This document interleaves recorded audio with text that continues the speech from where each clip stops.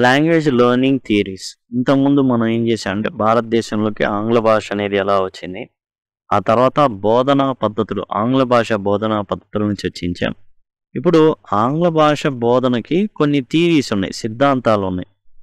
ముఖ్యంగా 3 major theories ఇవ్వబడ్డాయి. అవేంటంటే బిహేవియరిజం, కాగ్నిటివిజం అండ్ సైకోలింగ్విస్టిక్ థియరీస్. ఈ 3 థియరీస్ అన్నమాట. ఈ 3 థియరీస్ చాలా చాలా ఇంపార్టెంట్. ఎలా అయితే భాషను బోధించాలి అనే విధానాన్ని మార్చివేసినాయి ఈ 3 థియరీస్ కూడా. ఒక్కొక్క థియరీ ఒక్కో రకంగా ఉంటుంది. అదేవిధంగా బోధనా పద్ధతి అయితే మారుతూ వచ్చింది. ఇక మొట్టమొదటిగా బిహేవియరిజం కనుక చూసామంటే, లెర్నింగ్ అంటే నేర్చుకోవడం అంటే ఏంటంటే చేంజ్ ఇన్ బిహేవియర్. నేర్చుకోవడం అంటే ప్రవర్తనలో మార్పే అభ్యసనం. Such change can be control. ఎలాంటి మార్పు రావాలో మనం కంట్రోల్ చేయొచ్చట. హ్యాబిట్ ఫార్మేషన్ అనేది చెప్పడం జరుగుతుంది. ఏంటంటే లెర్నింగ్ అనేది హ్యాబిట్ ఫార్మేషన్, ఒక అలవాటుగా మారడం. And stimulus response. ఈ ఏవైతే ప్రవర్తనవాదులు ఉన్నారో కొన్ని థియరీస్ ఉన్నాయి. ఇవాన్ పావ్లో ప్రయోగం ఉంటుంది కుక్క మీద. ఒక శబ్దం చేస్తాడు, వెంటనే ఆహారం పెడతాడు, లాలాజలం స్రవిస్తుంది. అలా కొన్నాళ్ళు చేసిన తర్వాత ఒక శబ్దాన్ని అలా క్రియేట్ చేయంగానే కుక్కకి మాంసపు ముక్క చూపించకుండానే లాలాజలాన్ని స్రవించడం అయితే జరుగుతుంది. అది స్టిమ్యులస్ రెస్పాన్స్ అన్నమాట. ఇక్కడ కూడా ఏంటంటే బిహేవియరిజం ప్రకారం ఎవరైతే తమ యొక్క బహుమానం, శిక్ష ఈ విధమైన పద్ధతుల్ని బిహేవియరిజంలో తీసుకురావడం జరిగింది. అంటే ఒక బహుమానం వస్తుంది అంటే దాన్ని పిల్లవాడు బాగా నేర్చుకుంటాడని, శిక్షగా భావిస్తే దాన్ని నేర్చుకోడని. జనరల్గా ఒక పిల్లోడు ఒక సబ్జెక్టులో నిష్ణాతుడయ్యాడంటే ఆ యొక్క సబ్జెక్టులో అతను బాగా మెచ్చుకోబడ్డాడని, కాబట్టి అతన్ని మెచ్చుకోవాలనేది ఉండాలని, శిక్ష అయితే దూరంగా ఉంటాడని ఆ విధంగా అయితే చెప్పడం అయితే జరిగింది. అయితే దీన్ని ఇంకా వివరంగా చెప్పుకోవాలంటే ఒక సిచ్యువేషన్, ఫస్ట్ సిచ్యువేషన్ చేసుకుంటే, నేను దాహం ఉందనుకోండి, అది స్టిమ్యులస్. దానికి రెస్పాన్స్ ఏం ఇవ్వాలి? నేను నీళ్లు తాగితే నా దాహార్తి తగ్గుతుంది. I ate A banana. కానీ నేనేం చేశా? ఒక అరటిపండు తిన్నా. ఇది రెస్పాన్స్ నెగిటివ్. దీనివల్ల నా యొక్క దాహం తీరదు. మంచినీళ్ళు తాగాల. ఈ స్టిమ్యులస్కి ఏదైతే నేను దాహంగా ఉన్న దానికి రెస్పాన్స్గా నేను బనానా కనుక తిన్నానంటే నెక్స్ట్ నుంచి నేను బనానా తినను. ఎందుకంటే నా దాహార్తి తగ్గలేదు కాబట్టి. My thirst increases. ఇది పనిష్మెంట్. ఏం జరిగింది? స్టిమ్యులస్ వచ్చేసి మనకేంటంటే దాహం వేసింది, నీళ్లు తాగాలి. కానీ ఎప్పుడైతే నేను అరటిపండు తిన్నానో నా దాహార్తి పెరిగిపోయింది. అది శిక్ష అవుతుంది. అలానే సెకండ్ సిచ్యువేషన్లో నాకు మళ్ళీ దాహం వేసింది. నేనేం చేశాను అంటే ఈసారి నీళ్లు తాగాను, నా దాహార్తి తగ్గిపోయింది. ఏదైతే నాకు దాహం ఉందో అది తగ్గిపోయింది. వెంటనే నేనేం చేస్తాను, ఇక నుంచి ఎప్పుడు కూడా నాకు దప్పిక వేసినప్పటికీ కూడా నేను నీళ్లు తాగుతా, బనానా తిన్ను. కాబట్టి ఈ విధంగా ఉండాలి. బహుమానము, శిక్ష అనే కాన్సెప్ట్ని వీళ్ళు తీసుకొచ్చారనమాట. అంటే పిల్లవాడిని గనక మనం మెచ్చుకుంటా ఉంటే అందులో బాగా నేర్చుకోవాలనే ఆసక్తి అతనికి కలుగుతుంది. Behaviourist believe that language can also be learn by process of repetition. ఈ ప్రవర్తనవాదులు ఎవరైతే ఉన్నారో వాళ్ళ ఉద్దేశం ఏంటంటే హ్యాబిట్ ఫార్మేషన్ అండ్ రిపిటీషన్ అనేవి చాలా ఇంపార్టెంట్ ఆస్పెక్ట్స్ అనమాట. ఒకే పని మరలా మరలా చేయడం, అలానే హ్యాబిచువల్గా మారిపోవడం, దాన్ని చేసుకుంటా పోతే మనం నేర్చుకోగలం అనేది మనకి ప్రవర్తనవాదులు అయితే చెప్పడం జరిగింది. According to behaviourist, depending on the frequency of prizes ఇది ప్రైజెస్ అండి, and punishments, a child tends to acquire that part of language which has received prizes and not learn languages for which punishments have been given to the child. ఇక్కడ ఏం చెప్తున్నాడంటే, ఏదైతే పిల్లవాడు తాను బహుమానాలు అందుకుంటాడో, తను బాగా ప్రైజ్కి గురవుతాడో, ఓ సబ్జెక్ట్ చదువుతున్నాడు, అందులో బాగా అతన్ని మెచ్చుకుంటున్నారు, అతను ఏం చేస్తాడంటే దాన్ని బాగా నేర్చుకుంటాడు. నేర్చుకోలేదు అంటే దాని అర్థం ఏంటంటే అతని మాస్టర్ అతన్ని తిట్టడం వల్ల లేకపోతే ఇంకోటి వల్ల అతను ఏంటంటే తనకున్నటువంటి ఆసక్తిని కోల్పోయాడని అర్థం అనమాట. కాబట్టి ప్రైజ్ అండ్ పనిష్మెంట్, బహుమానము, శిక్ష ఏదైతే ఉందో, prize and punishment, part of language which he has received prizes. అతను బాగా ఏది నేర్చుకుంటాడంటే బాగా ఎందులో అయితే ఎక్కువగా ప్రైజెస్ బాగా అతన్ని పొగుడుతారో అది నేర్చుకుంటాడు. దేంట్లో అయితే పనిష్మెంట్ ఎక్కువ ఇస్తారో అది నేర్చుకోడు, భయపడతాడు. These believes gave rise to an approach to language teaching known as structural approach.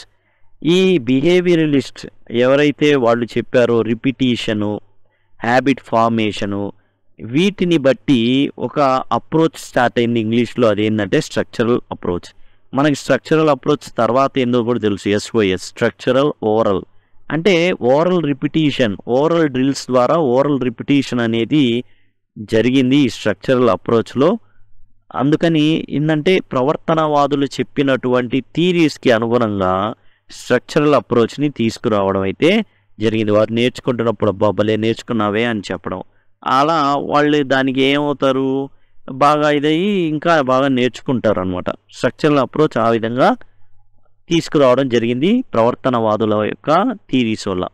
Behaviourist concluded that any learning process can be sliced into small parts. ప్రవర్తనవాదులు ఏం చెప్పారంటే ఏదైనా నేర్చుకునే దాన్ని ముక్కలు ముక్కలుగా స్మాల్ పార్ట్స్గా చేయొచ్చు. మైక్రో టీచింగ్ ఉంటుంది. మైక్రో టీచింగ్లో డిఫరెంట్ పార్ట్స్ మనం విడివిడిగా చూస్తాం. And if each part is learn separately, ప్రతి పార్ట్ని సపరేట్గా నేర్చుకోవడం వల్ల ఇన్ ఏ సీక్వెన్స్ మేనర్, అది కూడా సీక్వెన్స్ అంటే 1, 2, 3 ఇట్లా సీక్వెన్స్లో, that would lead to total learning as a synthetic process. అది ఏమవుతుందంటే ఒక సింథటిక్ ప్రాసెస్ అవుతుంది. Language learning was thought to follow the same process. భాషని నేర్చుకోవడం కూడా అలానే జరగాలి. అంటే ఒక వృత్తం ఉందనుకోండి సపోజ్, ఈ విధంగా దీన్ని సమాన భాగాలు చేయాలి. ఫస్ట్ ఇది, తర్వాత ఇది, తర్వాత ఇది, తర్వాత ఇది. అంటే స్మాల్ పార్ట్స్, ఒక పెద్ద దాన్ని స్మాల్ పార్ట్స్గా చేసుకోవడం, ఆ తర్వాత సీక్వెన్స్ ప్రకారంగా నేర్చుకోవడం అనేది జరగాలి. ఇప్పుడు మైక్రో టీచింగ్ చూసామనుకోండి, అందులో మనం ఏదైతే లెసన్ ప్లాన్ రాసి మ్యాక్రో టీచింగ్ చేస్తామో దాని అంతటిని ఇక్కడ సూక్ష్మ తరహాలో ముక్కలుగా ఒక్కొక్కటి నేర్చుకుంటాం. ఒక్కో దానికి ఒక్కొక్కటి మనం నేర్చుకొని TLMకి ఒకటి అండ్ ఎక్స్ప్లెనేషన్కి ఒకటి, అట్లానే స్టార్టింగ్ ఏదైతే ఉందో దానికి ఒకటి. ఈ రకంగా మనం ఏం చేస్తామంటే ఒక్కొక్కటిగా మైక్రో టీచింగ్లో నేర్చుకుంటూ ఉంటాం.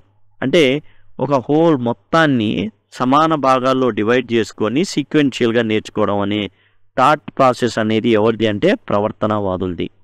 ఇక కాగ్నిటివిజం వీళ్ళు ఏం చెప్పారు అంటే డిస్కవరీ ప్రాసెస్ చెప్పారు. పిల్లవాడు ఎప్పుడైనా సరే నేర్చుకోవడంలో 9 దశలు ఉంటాయి అని చెప్పడం జరిగింది. అండ్ పిల్లవాడు ఉన్నాడు, చిన్న పిల్లవాడు ఏం చేస్తాడు అంటే హీ అబ్జర్వ్స్ థింగ్స్, చుట్టూ ఉన్న వాటిని గమనిస్తాడు. హీ కలెక్ట్స్ డేటా, చుట్టూ ఉన్న డేటాని కలెక్ట్ చేస్తాడు, సమాచారాన్ని సేకరించుకుంటాడు. Find common features and arrive at a generalisation, formulate hypothesis. Suppose ఒక పిల్లవాడు ఒక జంతువుని చూశాడు, 4 కాళ్ళు ఉన్నాయి ఆ జంతువుకి. చూసేసి అతను ఏమనుకున్నాడంటే యానిమల్ అంటున్నారు కాబట్టి 4 కాళ్ళు ఉన్నది ఏదైనా సరే యానిమల్, కామన్ ఫీచర్స్ ఉన్నాయి కాబట్టి అతను ఆ విధంగా తన హైపోథీసిస్ని ఏంటంటే ఫిక్స్ చేసుకుంటాడు. తాను ఏదైతే సూత్రీకరించుకున్నాడో, తాను ఏదైతే ఒక నిర్ణయం అనుకున్నాడో, ఇలా ఉంటుంది అనుకున్నాడో ఊహని కన్ఫర్మ్ చేసుకోవడానికి ఇంకొన్ని ట్రయల్స్ వేస్తాడు. You observe more things of similar nature to verify your hypothesis. పిల్లవాడు ఏం చేస్తాడంటే ఇంకో కుక్క కనబడింది, ఆ తర్వాత జింక కనబడింది, లేదా నక్క కనబడింది, లేకపోతే గుర్రం కనబడింది, వెంటనే యానిమల్ అంటాడు. అంటే అన్నారు ఎస్ జంతువు నాన్న బాగా గుర్తుపట్టే అన్నారనుకోండి, అప్పుడు తన హైపోథీసిస్ కరెక్ట్ అవుతుంది. ఓహో 4 కాళ్ళు గనక ఉంటే అది ఏమవుతుంది, జంతువు అవుతుంది. If you found right retain hypothesis. ఇప్పుడు ఆ పిల్లవాడు ఏం చేశాడు, 4 కాళ్ళు ఉన్నాయి కాబట్టి జంతువు అన్నాడు, వెంటనే అతనికి ఒక ఫీడ్బ్యాక్ అందింది, అరే భలే చెప్పావురా అనేసి. ఇక అది సెట్ అయిపోతుంది ఆ హైపోథీసిస్, 4 కాళ్ళు ఉంటే అది జంతువు అనేసి. If you find your self wrong revise your hypothesis. ఇక ఆ పిల్లవాడు ఆ జంతువు అనుకునే టైంలో ఒక రోజు ఏంటంటే 2 కాళ్ళు ఉన్నాయి, 2 రెక్కలు ఉన్నాయి. ఇది చూసి ఏమనుకున్నాడంటే అది కూడా జంతువేనా అని అడిగాడు. కాదు పక్షి, బర్డ్ అన్నారు. అప్పుడు ఏం జరుగుతుంది, తన హైపోథీసిస్ని మార్చుకుంటాడు. ఓహో పక్షికి ఏముంటాయంటే 2 కాళ్ళు ఉంటాయి, 2 రెక్కలు ఉంటాయి. You observe more objects and collect more data. ఆ విధంగా రకరకాల ఆబ్జెక్ట్స్ని చూస్తాడు, ఎక్కువ డేటాని కలెక్ట్ చేసుకుంటాడు. సపోజ్ మనిషి 2 చేతులు 2 కాళ్ళని ఉంచి నడుస్తున్నాడు అనుకోండి. సపోజ్ ఏదైనా మూవీలో యానిమల్ అంటే కుదరదు. ఇలాంటి దాన్ని ఏందంటే అతను హైపోథీసిస్ ఏదైతే ఉందో ఆ హైపోథీసిస్‌కి అనుగుణంగా అరే! అంటే పిల్లోడు గ్రహించలేనప్పుడు యానిమల్ అన్నప్పుడు మనం కరెక్ట్ చేస్తాం. యాక్చువల్‌గా ఉన్నాడమ్మా అట్లా ఏం చేస్తున్నాడంటే చేతులతో కూడా అట్లా యానిమల్ లాగా అనుకరిస్తున్నాడు. He is not animal. కాకపోతే యానిమల్ లాగా సోషల్ యానిమల్ అంటారు. అది వేరే విషయం. యానిమల్ లాగా అనుకరిస్తున్నాడు కాబట్టి అతను 2 చేతులు 2 కాళ్ళు కింద పెట్టున్నాడు అన్నప్పుడు అతను హైపోథీసిస్ డిఫరెంట్‌గా ఏమవుతుందంటే కరెక్టే నేను అనుకున్నది. తన హైపోథీసిస్‌ని టెస్ట్ చేసుకుంటా ఉంటాడు. ఇది యానిమలేనా? అది యానిమలేనా? ఇప్పుడు ఏనుగుంది. విచిత్రంగా ఒక తొండం ఉంటుంది. అది 5వ కాలా? ఏంది? అని అడుగుతాడు. తన హైపోథీసిస్ అది కూడా యానిమలే. అది ఏందంటే తొండం జస్ట్ ఒక చెయ్యిలాగా నీళ్లు తాగడానికి వాటికి వీటికి వాడుతుందమ్మా అన్నప్పుడు ఓకే. తానేం చేస్తాడంటే తన యొక్క ఏదైతే హైపోథీసిస్ ఉందో అంటే తన సిద్ధాంతం ఏదైతే ఉందో దాన్ని ఏందంటే మెరుగుపరుచుకుంటా పోతాడు. From a principle and generalisation which can be established as truth. So form a principle and generalisation ఏందంటే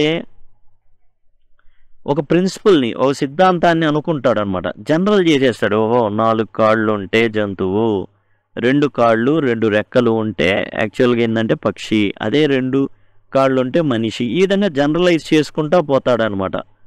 it is believed that cognitives that child's brain is like a tape recorder and can store all that he has heard in its brain. ఇప్పుడు cognitivist యొక్క విధానం ఎలా ఉంటుందంటే పిల్లాడి మెదడు అనేది ఒక టేప్ రికార్డర్. ఏది విన్నా నిద్రలో విన్నా సరే అది ఏమవుతుంది రికార్డ్ అవుతాయి. అయితే టేప్ రికార్డర్ ఎట్లయితే పాడుతుందో అలా పాడలేడు. ప్రతిదీ ఏదైతే మెదడులో ఉందో అదంతా కూడా బయటికి ఈలేడు, బయటికి చెప్పలేడు, బయటికి పాడలేడు. బట్ అతని మెదడు అనేది టేప్ రికార్డర్ లాంటిదని కాగ్నిటివిస్ట్ యొక్క భావన అన్నమాట. Child learns language as per discovery process. ఎలా నేర్చుకుంటాడంటే తనకు తానుగా ఓన్గా కనుగొనడం ద్వారా జనరలైజేషన్ ద్వారా నేర్చుకుంటాడు. అకార్డింగ్ టు కాగ్నిటివిస్ట్ యొక్క ఆలోచనలో డిస్కవరీ ప్రాసెస్ 9 ఘట్టాలు 9 స్టేజెస్ ఉన్నాయని తెలుసుకున్నాం కదా. It is a slow process and achieved over a long period of time. ఈ యొక్క ఏదైతే కాగ్నిటివిస్ట్స్ భావిస్తున్నారో ఈ డిస్కవరీ ప్రాసెస్ అనేది చాలా చాలా లాంగ్ ప్రాసెస్. అది ఒక్క రోజులో జరిగేది కాదు. Entire process is described in detail by Ruth Weir in her book the language of the crib. Language of crib అనే పుస్తకంలో రూత్ వెయిర్ తన పిల్లల మీద చేసినటువంటి ప్రయోగాల ద్వారా తాను ఏదైతే నేర్చుకుందో అదంతా కూడా ద లాంగ్వేజ్ ఆఫ్ క్రిబ్ అనే బుక్లో ఉంచడం అయితే జరిగింది. The theories put forth by cognitivist along with psycholinguist give rise to communicative language teaching. అయితే సైకోలింగ్విస్టులు అలానే కాగ్నిటివిస్టులు ఏదైతే థియరీస్ని వాళ్ళు ముందు పెట్టారో ఆ థియరీస్ కమ్యూనికేటివ్ లాంగ్వేజ్ టీచింగ్కి దారితీసింది. సిఎల్టీ ఏంటి కమ్యూనికేటివ్ లాంగ్వేజ్ టీచింగ్ అంటే మనుషులు మాట్లాడడానికే పుట్టినట్టు. అంటే ఎప్పుడు కమ్యూనికేట్ చేసుకో ఏ పిల్లవాడు కూడా క్లాస్లో ఒంటరిగా కూర్చోడు, మాట్లాడుతూనే ఉంటాడు. సో కమ్యూనికేషన్ జరుగుతుంది. దీన్ని ఏం చేస్తారంటే పెయిర్ వర్క్ గ్రూప్ వర్క్ చేయండి. కమ్యూనికేషన్ మాట్లాడకుండా ఉండలేరు కాబట్టి ఇప్పుడు ఒక 20 మంది ఉన్న క్లాస్లో ఒక ఇద్దరు చొప్పున 10 గ్రూపులు చేయండి, లేదా 4 చొప్పున ఒక 5 గ్రూపులు చేస్తే ఏదైనా టాస్క్ ఇస్తే వాళ్ళందరూ కలిసి చేస్తారు, మాట్లాడుకుంటారు, ఒకళ్ళ జ్ఞానాన్ని అందుకుంటారు. ఏదైనా డౌట్ సందేహం వచ్చినప్పుడు టీచర్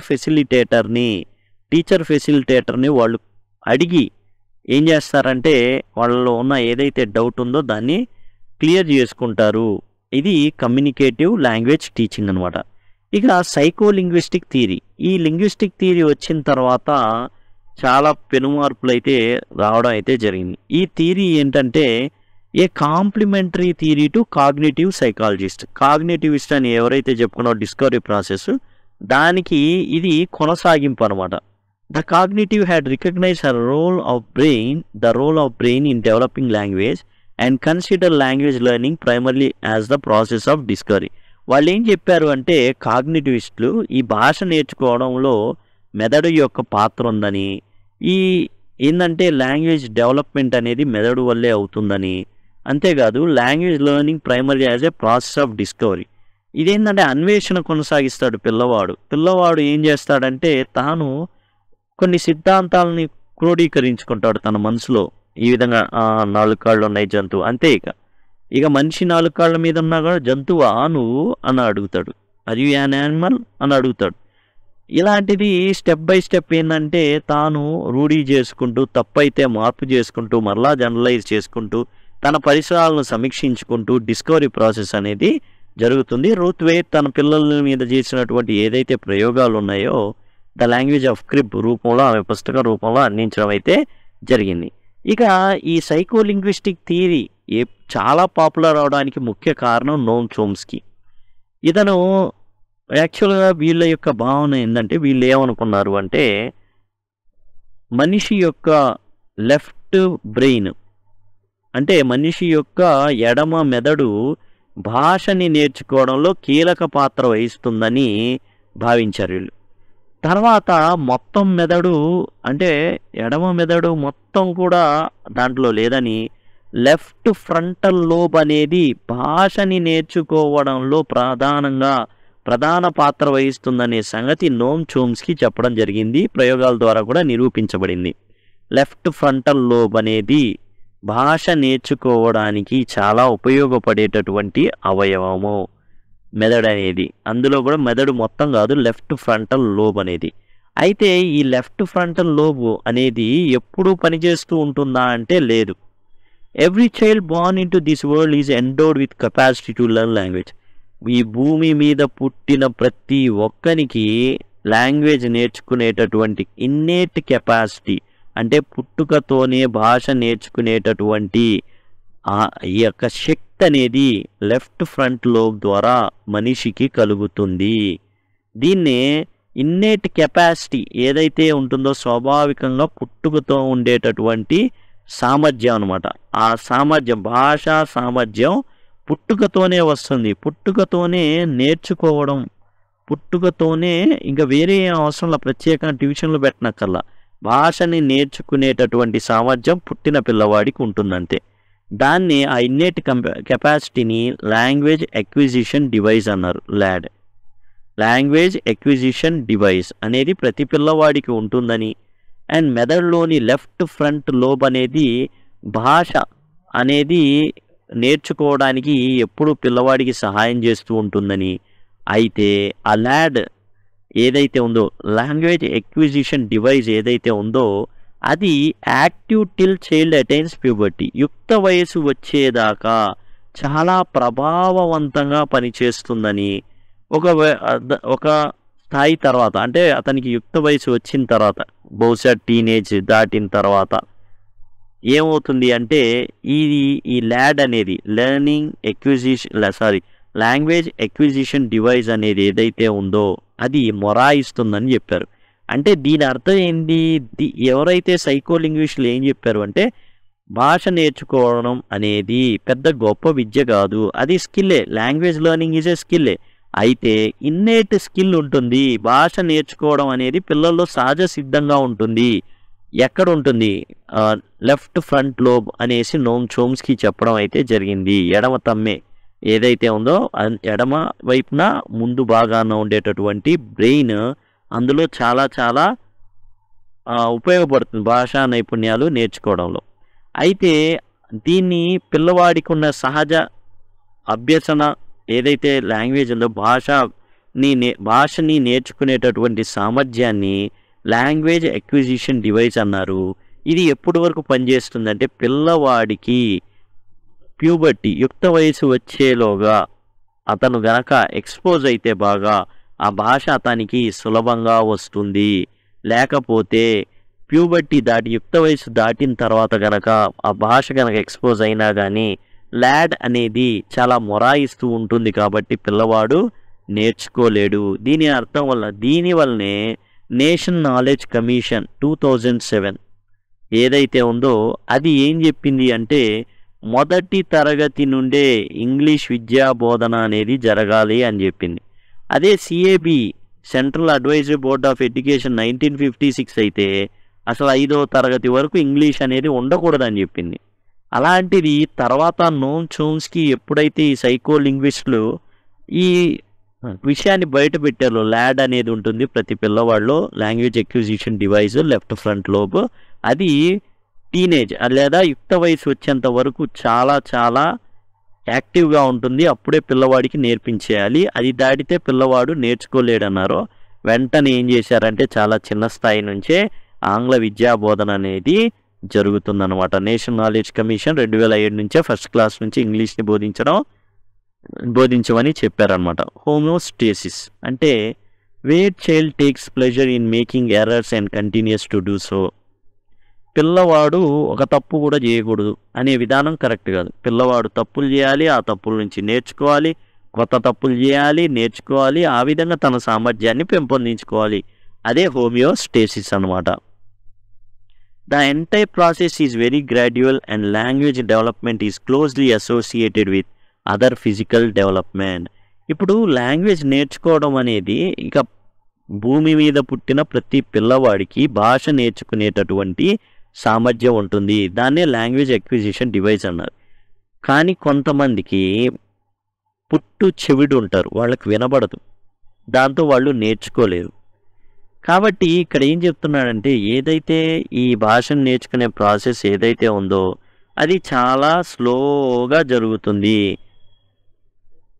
అంతేకాదు తన భాష ఏదైతే అవయవాల పెరుగుదలతో కూడా ఈ భాష అనేది లాంగ్వేజ్ అనేది నేర్చుకోవడంతో ఆధారపడి ఉంటుంది.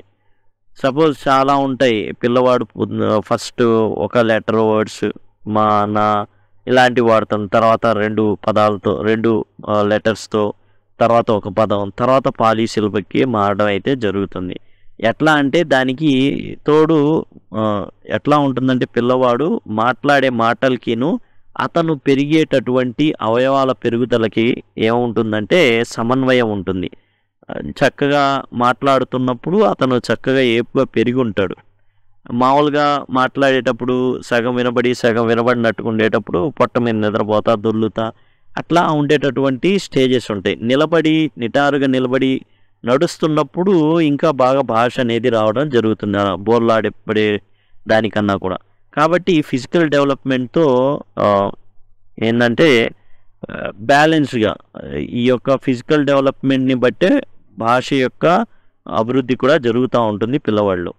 This theory which seems most plausible has given rise to new approach to language teaching called communicative language teaching. మనం ముందు చెప్పుకున్నాం కాగ్నిటివిస్ట్ అండ్ ఈ యొక్క సైకోలింగ్విస్టిక్ థియరీస్ ఏం చేసినాయి అంటే కమ్యూనికేటివ్ లాంగ్వేజ్ టీచింగ్కి దారి తీసినాయి. ఎందుకంటే పిల్లవాడు సులభంగా తన తోటి వాళ్లతో మాట్లాడుకుంటూ ఉంటాడు, ఇంగ్లీష్లో మాట్లాడుకోవచ్చు. ఆ విధంగా పిల్లవాడు నేర్చుకోవచ్చు. పేర్ వర్క్, గ్రూప్ వర్క్లు ఉంటాయి. Today the term second language acquisition has become not only popular but an accepted phenomena because of understanding of this theory. Second language acquisition ఏదైతే ఉందో ఎన్ని భాషలైనా నేర్చుకోవచ్చు నీ లాంగ్వేజ్ ఎక్విజిషన్ డివైస్ యాక్టివ్గా ఉన్నంత వరకు అని ఏదైతే చెప్పిందో దాంతో సెకండ్ లాంగ్వేజ్ ఎక్విజిషన్ అనేది చాలా పాపులర్ అయిపోయింది, యాక్సెప్టెడ్ కూడా. అంతేకాదు ఈ యొక్క ఎవరైతే సైకోలింగ్విస్టులకి చెప్పారో లెఫ్ట్ ఫ్రంట్ లోబ్ అనేది చాలా ప్రధాన పాత్ర వహిస్తుందని, అట్లానే పిల్లవాడిలో ల్యాడ్ అనేది ఉంటుందని, లాంగ్వేజ్ ఎక్విజిషన్ డివైస్. దీంతో ఏం జరిగిందంటే మల్టీలింగ్వలిజం అనేది ఇంగ్లీష్ లాంగ్వేజ్ టీచింగ్లోకి వచ్చింది. జనరల్గా NCF 2005 ఏం చెప్పింది అంటే పిల్లవాడు వీలైనన్ని లాంగ్వేజెస్ నేర్చుకోవాలి చిన్నతనంలోనే. ఎందుకంటే he has innate capacity called language acquisition device in his left front lobe. English should be learnt along with other languages so that we may create pool of multilinguals who can enrich other Indian languages. కాబట్టి ఒక 3 భాషలకే పరిమితం కాకుండా వేరే భాషలను కూడా నేర్చుకునేటట్టు పిల్లవాడిని ఉత్సాహపరచాలి. మిగతా భాషలు కూడా నేర్చుకోవాలి. ఎందుకంటే కేవలం L1, L2, L3 కాకుండా యాక్చువల్గా ఉత్తరాది రాష్ట్రాల్లో ఇంగ్లీష్ L2 అనమాట. మనకేంటంటే L1 తెలుగు ఉంటుంది, L2 హిందీ ఉంటుంది, L3 ఇంగ్లీష్ ఉంటుంది. మల్టీ లాంగ్వేజెస్ నేర్చుకోవాలి. ఎందుకు నేర్చుకోవాలి అంటే ఆ వయసులో లాంగ్వేజ్ ఎక్విజిషన్ డివైస్ అనేది తోడ్పాటును అందిస్తుంది. కాబట్టి అది తోడ్పాటు అందించినప్పుడే పిల్లవాడు చక్కగా లాంగ్వేజ్ని నేర్చుకోగలడు. కాబట్టి ముందు ఏం చేసిందంటే ఎన్సిఎఫ్ 2005 అనేక భాషలు నేర్చుకునేటట్లుగా ప్రోత్సహించేవని దాంట్లో అయితే ఎన్సిఎఫ్ 2005లో పేర్కొనడం అయితే జరిగింది. ఇక ట్రాన్స్ లాంగ్వేజింగ్ అంటే ఏంటంటే is a new area of research in English language teaching. ఈ ట్రాన్స్ లాంగ్వేజింగ్ ఏంటంటే transfer the knowledge from one language to another of taking help of one language in learning the other. ఇప్పుడు ఒక భాష వచ్చిన వాడు ఇంకో భాషని సులువుగా నేర్చుకోగలడు. అదే ట్రాన్స్ లాంగ్వేజింగ్. ఎలా అంటే ఒక భాషలో తాను ఎలా నేర్చుకున్నాడో అదే విధానం ఇంకో భాషలో నేర్చుకోవడానికి, ఇంకో భాషను నేర్చుకోవడానికి అతను ప్రయత్నిస్తాడు. దీన్నే ట్రాన్స్ లాంగ్వేజింగ్ అంటారు. అంటే ఒక భాషని నేర్చుకోవడానికి ఏదైతే వ్యూహాలు అతను అవలంబించాడో అవే వ్యూహాలు ఇంకో భాషను నేర్చుకోవడానికి ఉపయోగపడతాయి. Multilingual children are amenable to better analysis of concept as they can took a problem from different perspectives.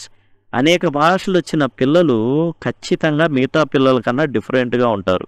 ఎందుకంటే వారు వివిధ కోణాల్లో ఒక సమస్యను పరిష్కరించి సమాధానాల్ని తెలపగలరు కాబట్టి.